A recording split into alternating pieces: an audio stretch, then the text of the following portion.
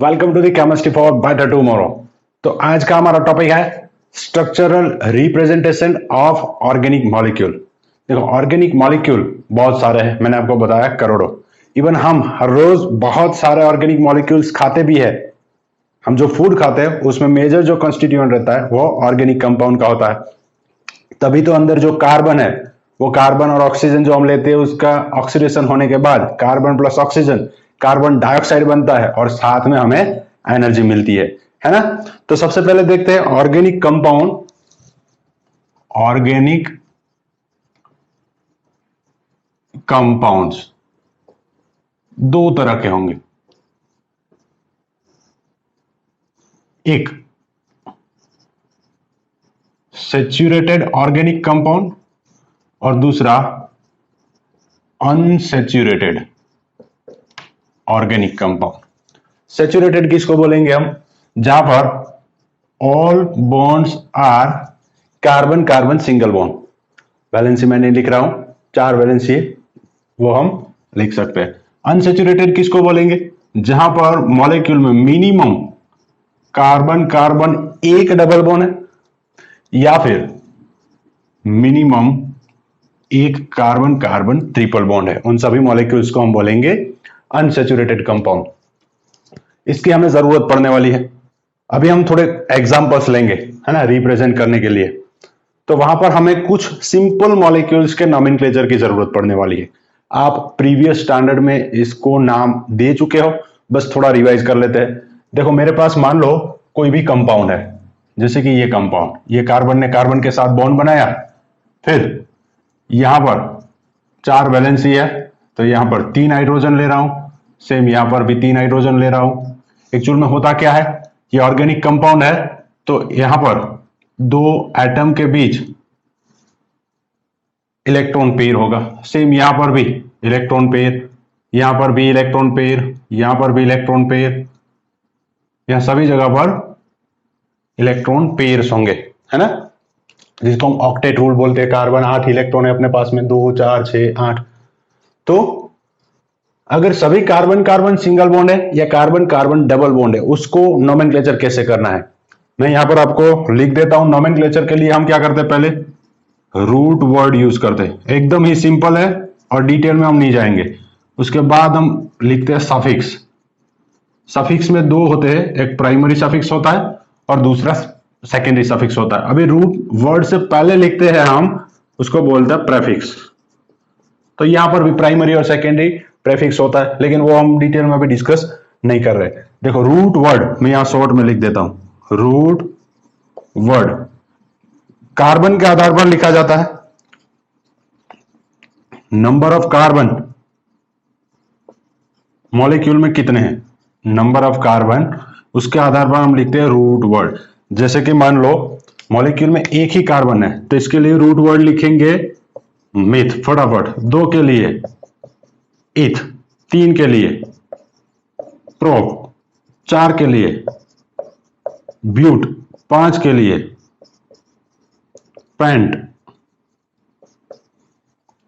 अगर 6 कार्बन है तो क्या लिखेंगे, हेक्स। 7 के लिए हेप्ट, 8 के लिए ऑक्ट, 9 के लिए नॉन, 10 के लिए डेक।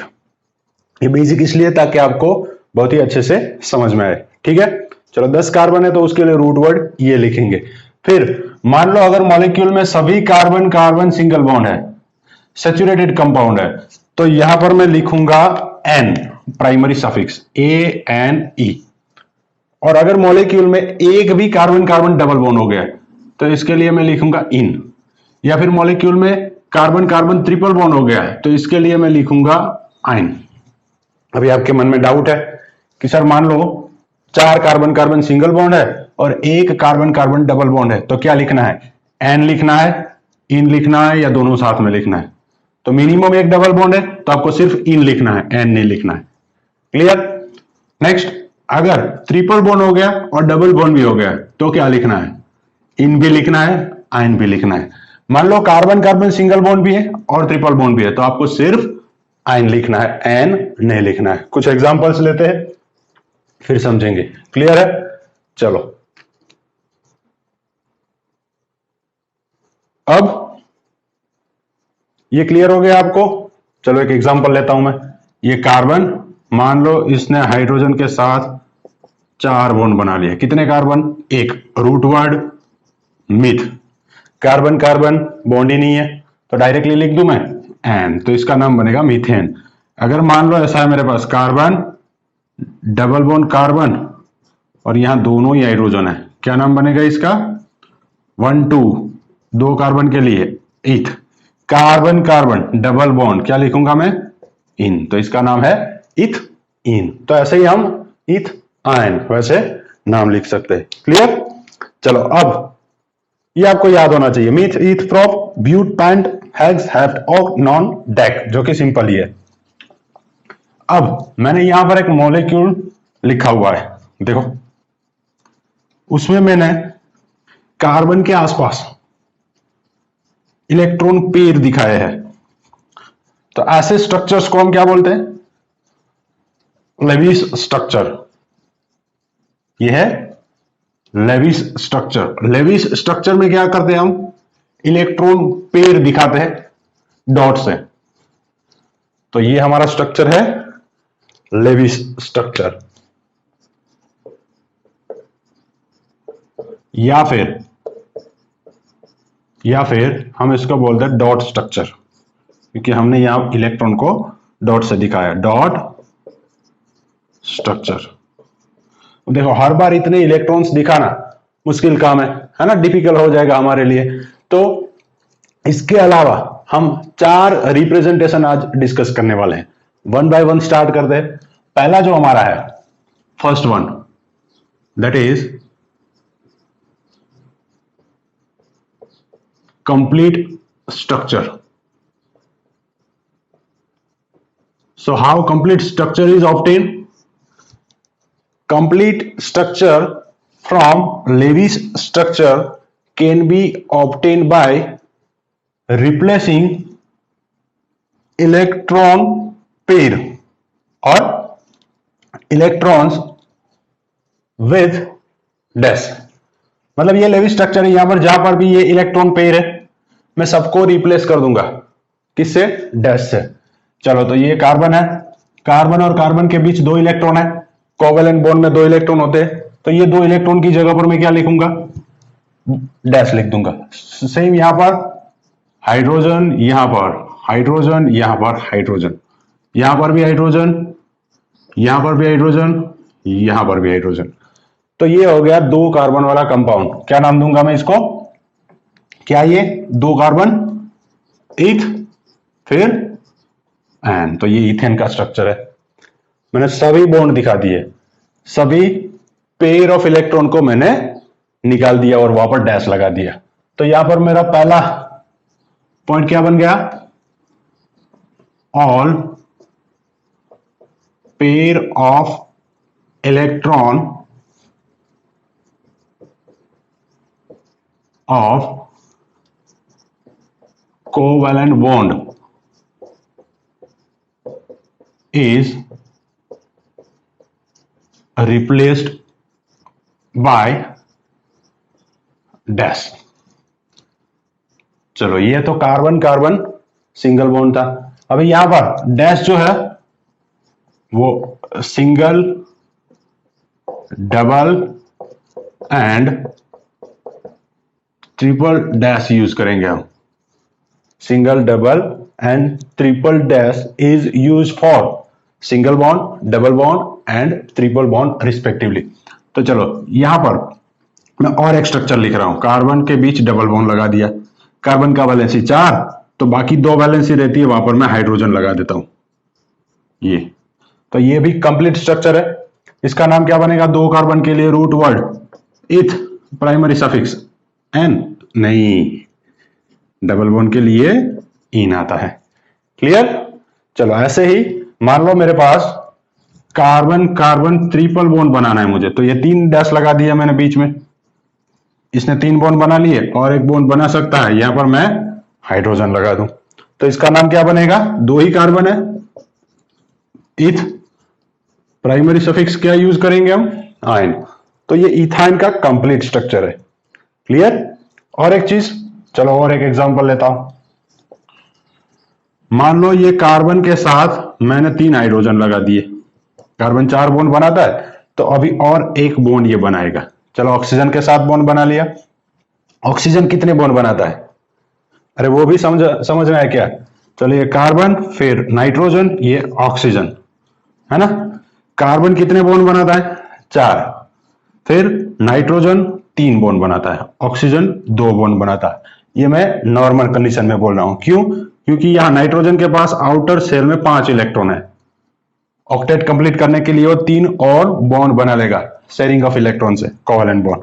तो ये यहां पर और यहां पर शेयरिंग कर देगा, इसलिए ये 3 बॉन्ड बनाता है ना। और उसके पास एक ये लोन पेयर रहता है, तो लोन पेयर किसी को डोनेट भी कर सकता है, जिसको हम बोलते हैं कोऑर्डिनेट कोवेलेंट बॉन्ड। तो ये 4 बॉन्ड मैक्सिमम बना सकता है। नॉर्मली ये 3 बॉन्ड बनाएगा और नाइट्रोजन के ऊपर एक लोन पेयर रहेगा। सेम ऑक्सीजन के पास 2 लोन पेयर है और आउटर सेल में 2 अनपेयर्ड इलेक्ट्रॉन है। तो ये यहां पर पेयरिंग होगा और यहां पर पेयरिंग होगा, मतलब ये 2 बॉन्ड बनाएगा और आउटर सेल में ये 2 लोन पेयर रहेंगे, है ना। तो यहां पर ऑक्सीजन है, ऑक्सीजन कितने बॉन्ड बनाता है? 2 बना लिया, एक कार्बन के साथ, एक हाइड्रोजन के साथ। और ऑक्सीजन के ऊपर ऐसे हम लोन पेयर दिखाते हैं, है ना। तो यहां पर आपको लोन पेयर दिखाना है, आप दिखाओ, नहीं दिखाना है मत दिखाओ। सो लोन पेयर में और may not be shown on atom like oxygen, nitrogen, sulphur, है ना। चलो तो ये हो गया कंप्लीट स्ट्रक्चर। अब देखो यहां पर ये लाइव स्ट्रक्चर था, यहां पर हमें डॉट्स लिखने होते थे, टाइम कंज्यूमिंग है। अब यहां पर हमने डॉट की जगह पे डैश कर दिया, है ना। फिर भी ये मॉलिक्यूल दिखने में अच्छा है, लेकिन रूटीन में जब हम इसका यूज करेंगे तो ये भी हमें क्या लगेगा, थोड़ा टाइम कंज्यूमिंग। तो इसके बाद आता है सेकेंड हमारा जो मेथड है वो है condense structural representation. Condense structural representation पूरा नहीं लिख रहा हूं। चलो कंडेंस में हम क्या करेंगे, कंडेंस में तो यहां पर जितने भी डैश है उनको रिमूव कर देंगे हम। ऑल और सम डैशेस आर रिमूव्ड। तो डैश रिमूव करेंगे। चलो यही स्ट्रक्चर है इथेन का, इसका मुझे स्ट्रक्चर लिखना है। तो ये कार्बन के साथ हाइड्रोजन हाइड्रोजन हाइड्रोजन, तो मैं ऐसे लिख दूं हाइड्रोजन हाइड्रोजन हाइड्रोजन, फिर यहां पर हाइड्रोजन हाइड्रोजन हाइड्रोजन। तो ये भी टाइम कंज्यूमिंग है, देख लो। तो कंडेंस करेंगे तो क्या करेंगे, चलो सेकेंड और important, use subscript for identical atom और ग्रुप ऑफ एटम्स। तो ये देखो हाइड्रोजन हाइड्रोजन हाइड्रोजन, ये आइडेंटिकल है या फिर सेम है। तो इसके लिए मैं नंबर लिखूंगा कहां पर, सबस्क्रिप्ट में, ताकि हमारा काम आसान हो जाए। ये कार्बन के साथ 3 हाइड्रोजन, तो मैं ऐसे लिख दूंगा कार्बन के साथ 3 हाइड्रोजन, ये फिर यहां पास में ऐसे भी लिख दूंगा, है ना। तो ये CH3 ऐसे लिखेंगे। अब ये सबसे छोटा है और आसान तरीका हो गया हमारे लिए, क्लियर। चलो तो ये पहला जो है इथेन, इसको मैं ऐसे लिखूंगा यहां पर CH3 मैंने बोला ऑल और सम डैश। तो कभी कभी इसको हम ऐसे भी लिख देंगे, CH3 ऐसे रख देते और यहां पर CH3 ऐसे भी लिख सकते हैं, क्लियर है। चलो नेक्स्ट, यहां पर डबल बॉन्ड और ट्रिपल बॉन्ड है तो हमें दिखाना ही पड़ेगा कंपलसरी। शॉर्ट में लिख देते double bond and triple bonds are shown. मान लो सेकेंड वाला ये तो इसको मैं कंप्रेस करूंगा, है ना, तो ये जहां पर डैश है उसको रिमूव कर दूंगा और ये आइडेंटिकल है उसको मिक्स कर दूंगा। तो ये इसको मैं ऐसे लिखूंगा CH2 double bond CH2 ethene. चलो ये वाला इसको कैसे लिखूंगा, ये HC फिर ट्रिपल बॉन्ड और ये CH, ये हो गया इथाइन। क्लियर हो रहा है, कोई भी डाउट नहीं रहेगा, बिल्कुल ही आसान है, ये आपको पढ़ने की जरूरत भी नहीं है। ये लेक्चर देखने के बाद आप डायरेक्टली किसी भी मॉलिक्यूल का कोई भी स्ट्रक्चर ड्रॉ कर सकते हो।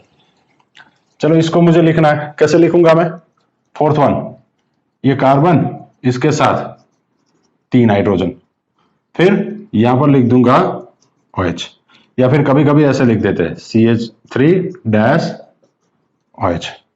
तो ये देखो ये पूरा कंप्लीट कंडेंस स्ट्रक्चर है, ये कोई भी डैश नहीं है, यहां पर डैश है, यहां पर डैश है, तो इसको हम पार्शियली कंडेंस बोल सकते हैं, लेकिन हमारी एनसीईआरटी की बुक में ये नहीं लिखा है, कोई इश्यू नहीं। चलो अभी 2 हो गए, तो यहां पर भी टाइम लग रहा है, हमें कार्बन लिखना पड़ रहा है, ऑक्सीजन लिखना पड़ रहा है, हाइड्रोजन लिखना पड़ रहा है। तो थर्ड वन आता है, थर्ड वन वो है bond line representation, bond line representation, और इसको आप ऐसे आगे लिख दो IMP। IMP मतलब क्या, ये एग्जाम में पूछने वाले हैं, जरूरी नहीं है, लेकिन इसका हम हर रोज यूज करेंगे, इसका हम हर रोज यूज करेंगे क्योंकि ये टाइम सेविंग मेथड है। अब देखो सबसे पहले यहां पर फर्स्ट कंप्लीट स्ट्रक्चर में हमने डैश लगाया, है ना, फिर क्या किया, कंडेंस में उस डैश को निकाल दिया। अब थर्ड में हम वो डैश को रखेंगे, उसके साथ जो लिखते थे कार्बन वो निकाल देंगे, मतलब बॉन्ड लाइन है तो बॉन्ड की जगह पे हम लाइन लिखेंगे, तो लाइन इज यूज्ड, हम ऐसे लाइन यूज करेंगे। चलो ये मैं ऐसे लिख रहा हूं, इसका मतलब क्या है, तो यहां पर जो एंड है यहां पर मैं कार्बन नहीं लिख रहा हूं और यहां पर भी कार्बन नहीं लिख रहा हूं, तो कार्बन नहीं लिखा, कार्बन के साथ कुछ और भी अटैच हो रहा था, हाइड्रोजन, तो दूसरा टॉपिक क्या हो गया, carbon and hydrogen are not shown. यहां हम कार्बन और हाइड्रोजन नहीं लिखेंगे, लेकिन अगर और कोई एटम है, hetero atom other than carbon and hydrogen, तो उसको हम रिप्रेजेंट करेंगे, nitrogen, sulphur, oxygen, halogen etc are written, मतलब उसको हम लिखेंगे। अब ये तो सिर्फ 2 ही कार्बन हो गए, 2 ही कार्बन हो गए, अब 2 से ज्यादा है तो कैसे लिखेंगे, है ना, तो उसको हम लिखेंगे जिगजैग फैशन में। कैसे लिखेंगे, जिगजैग फैशन में। चलो एक एग्जांपल लेता हूं, मान लो मेरे पास ऐसा कोई एग्जांपल है CH3 CH2 CH2 और CH3। अब इसको मुझे लिखना है बॉन्ड लाइन रिप्रेजेंटेशन में, तो मैं कैसे लिखूंगा, चलो ये 2 आइटम है कार्बन और कार्बन, वहां पर मैं क्या करूंगा, ये सिर्फ ऐसे एक लाइन बना दूंगा। चलो मैं आपको एक मॉडल दिखाता हूं, ये मॉडल है मेरे पास, यहां पर मैंने 1 2 3 4 और 5 कार्बन लिए, ये ब्लैक वाला और ये स्काई ब्लू वाला, ये टर्मिनल एटम है ना, लास्ट में ये इंटरनल एटम है। तो ये कार्बन है, मैं नहीं लिख रहा हूं, इसके साथ और कुछ भी अटैच नहीं है, तो हमें क्या समझना है, जो बाकी वैलेंसी रहती है कार्बन की वो हमें हाइड्रोजन से सेटिस्फाई करनी है। तो इसने एक ही बॉन्ड बनाया, 3 वैलेंसी बाकी रह गई, तो यहां पर CH3 समझेंगे हम। ये 2 बॉन्ड बना रहा है, एक यहां पर और दूसरा यहां पर, मतलब इसकी 2 वैलेंसी सेटिस्फाई हो गई, तो यहां पर 2 हाइड्रोजन आएंगे, सेम CH2 सेम CH2, और ये लास्ट वाला है CH3 रहेगा। क्लियर, तो यहां पर ये पहला कार्बन, ये दूसरा कार्बन, अब जिगजैग फैशन में, मतलब इसको मैं नीचे लेकर जा रहा हूं, ये तीसरा कार्बन और एक कार्बन लिखना है, तो ये चौथा कार्बन। कहीं पर भी ऐसा लिखा है तो आप क्या समझोगे, 4 कार्बन है, ये वाला CH3 है, ये वाला CH3 है, यहां पर जो वैलेंसी कम है 2 CH2 और ये भी CH2। क्लियर? तो चलो ये zigzag फैशन में लिख दिया। उसके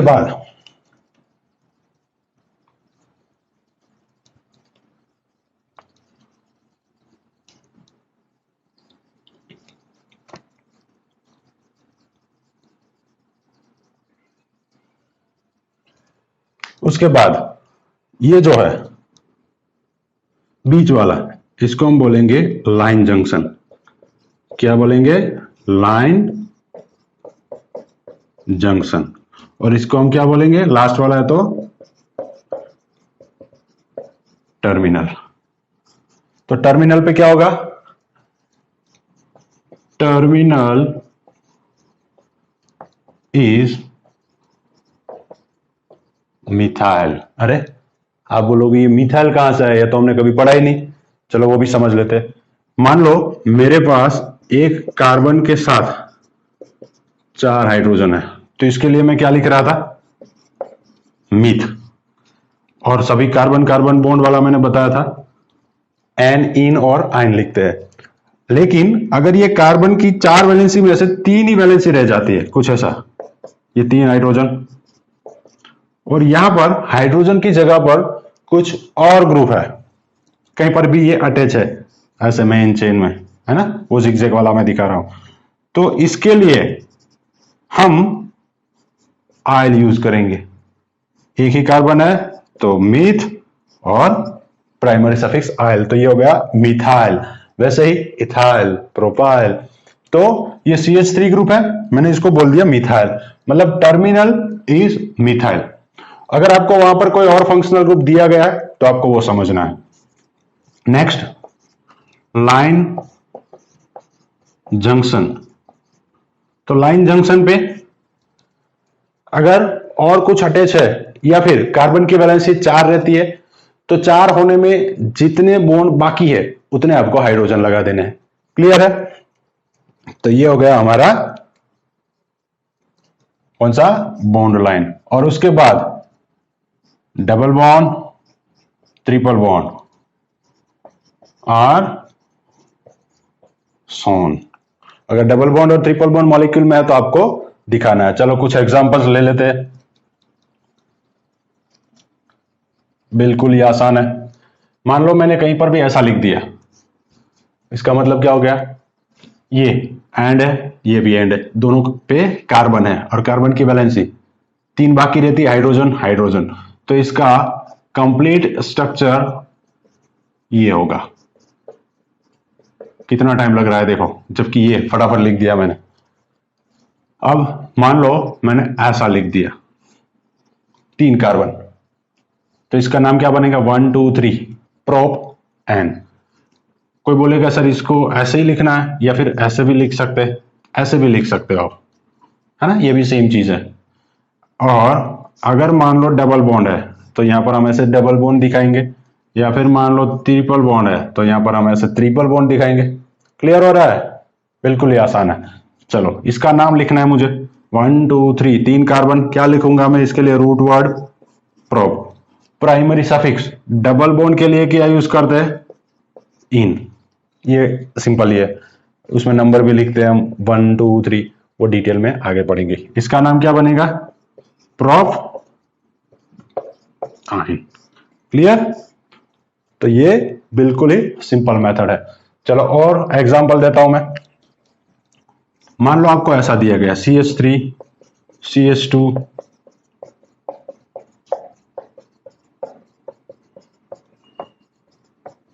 ये हमारी एनसीईआरटी की बुक में लिखा हुआ है। ये स्ट्रक्चर कौन सा है? CH3 CH2 लिख दिया मैंने, यहां पर बीच में मैं डैश लिख रहा हूं, मतलब ये पार्शियली कंडेंस है या फिर कंडेंस बोल लो, ठीक है। चलो ये कंडेंस स्ट्रक्चर है, लेकिन मैंने CH2 CH2 CH2 ये ग्रुप कितनी बार लिखा, टाइम कंज्यूमिंग हो गया। तो मैं क्या कर दूंगा, पहले ये CH3 लिख देता हूं, फिर ये काउंट कर लेता हूं CH2 कितने हैं, तो ये CH2 रिपीट हो रहे हैं, तो यहां पर मैं लगा दूंगा ब्रैकेट। अब 1 2 3 4 5 6, तो यहाँ पर ब्रैकेट के बाद लिख दिया 6, मतलब ये CH2 6 बार है, तो 6 कार्बन यहाँ पर हो गए, एक यहाँ पर है 7 और एक 8 कार्बन। 8 कार्बन के लिए रूट वर्ड क्या लिखेंगे, ऑक्ट। सभी कार्बन कार्बन सिंगल बॉन्ड, तो लगा दिया एन, ये हो गया ऑक्टेन। चलो और एक एग्जांपल, मान लो ऐसा दिया गया आपको, 4 कार्बन है, यहां पर मैंने लगा दिया ब्रोमीन। कौन सा स्ट्रक्चर है ये, कंडेंस। अरे देखो कार्बन हाइड्रोजन ही नहीं दिखाया मैंने, कौन सा है, बॉन्ड लाइन। तो आपने पढ़ा है कि अगर ये चेन में कहीं पर भी कोई सब्स्टिट्यूएंट है ना, तो उसको मिनिमम नंबर मिलना चाहिए। तो मैं यहां से नंबरिंग दे दूंगा या फिर यहां से नंबर देता हूं 1 2 3 4, 1 2 3 4। चलो लिख देता हूं, इसको नंबर 2 मिनिमम मिल रहा है, मतलब ये हमारा सही नंबरिंग है, ये गलत है, इसको निकाल देता हूं। अब ये जो ब्रोमीन है उसको हम प्रेफिक्स की जगह पर लिखते हैं, रूट वर्ड से पहले।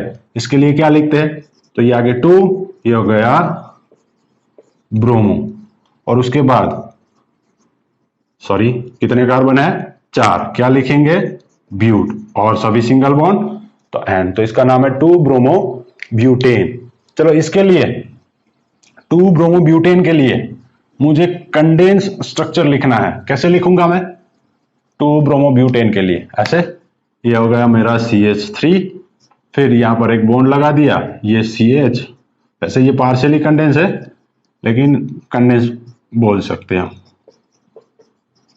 तो ये हो गया 2 ब्रोमो ब्यूटेन का कंडेंस फॉर्म। इसमें टाइम लगेगा, जबकि ये हम फटाफट लिख सकते हैं, है ना। चलो अब और एक एग्जांपल है एनसीईआरटी में हमारी, ऐसा ये CH3 CH2 CH, यहां पर CH3 2 3 4 5 6 7 और 8, कितने कार्बन हो गए, 8।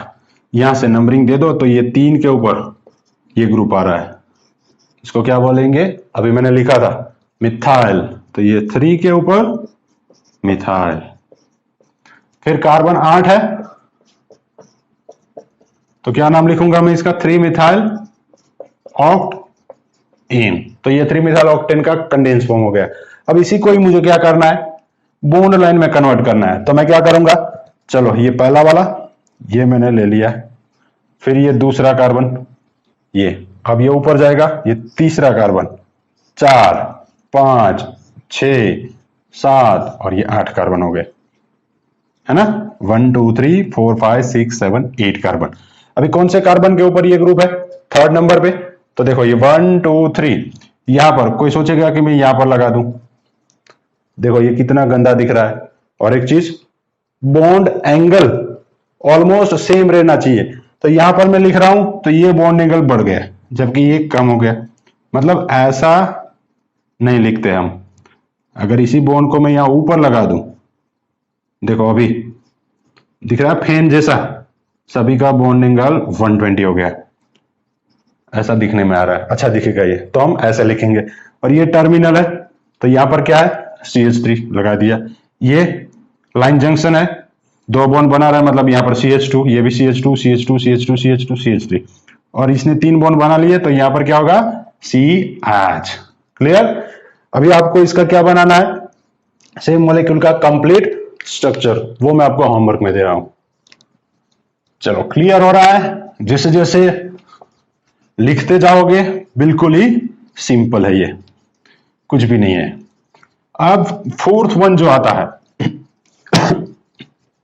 वो है 3 dimensional representation. 4th one is 3 dimensional representation.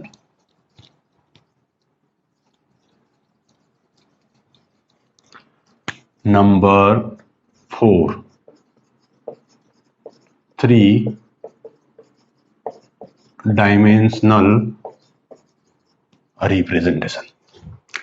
तो देखो अगर किसी भी मॉलिक्यूल को हमें 3 डायमेंशन में दिखाना है तो हम कैसे दिखाएंगे, है ना। मान लो ये मेरे पास एक मॉलिक्यूल है, ये सेंटर वाला जो है एटम कौन सा होगा, कार्बन, क्योंकि ऑर्गेनिक है। इसकी 4 वैलेंसी यहां पर मैंने दिखाई आपको। अब देखिए ध्यान से, अब ध्यान से देखिए आप, चलो ऐसे लिख देता हूं।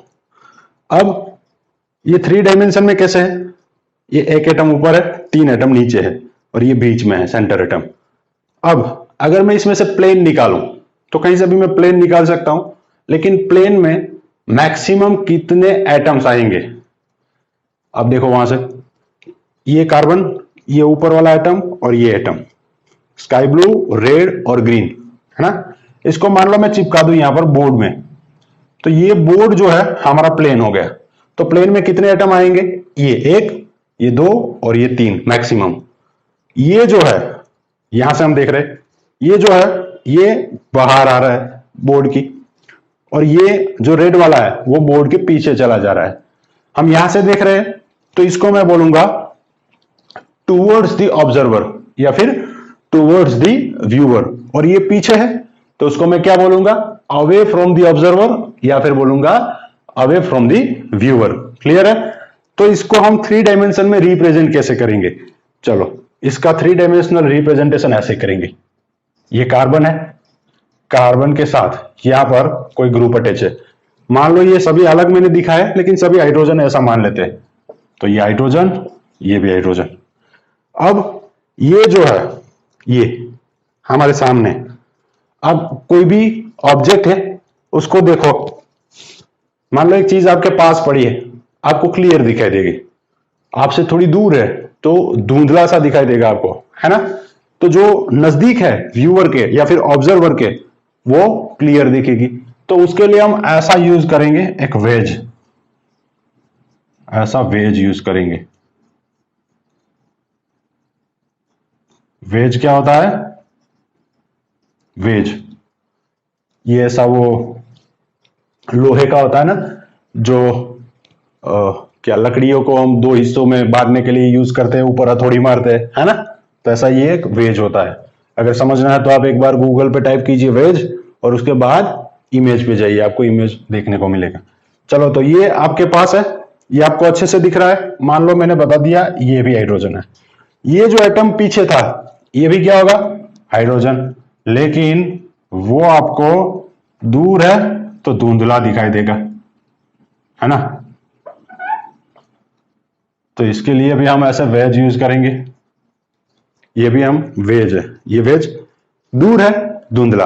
अब ये जो है हमारा वेज, ये वेज में ये जो ब्रॉड पार्ट है और ये नैरो पार्ट है, तो वेज में ब्रॉड पार्ट कहां पे रहेगा, टूवर्ड्स द ऑब्जर्वर।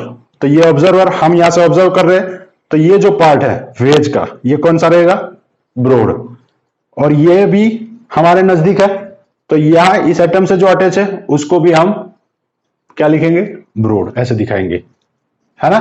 तो ये हो गया। चलो अभी ये क्या है, डार्क लाइन कर दिया मैंने, तो ये है सॉलिड वेज। ये क्या है, वेज तो है लेकिन डैश डैश कर दिया मैंने, धुंधला दिखाई दे रहा है, डैश वेज। क्लियर। और ये जो एटम है ये मैंने बोर्ड पे लगा दिया in plane, in plane of paper, और कुछ नहीं है, बस सिंपल सा रिप्रेजेंटेशन है। First, solid wedge is used to represent atom और groups out of plane towards the observer, इसको बोलेंगे solid wedge. Dash wedge, atom और group of atom away from the viewer as well as out of plane. These atoms, this carbon, hydrogen in plane of paper is denoted by single dash line. Clear है।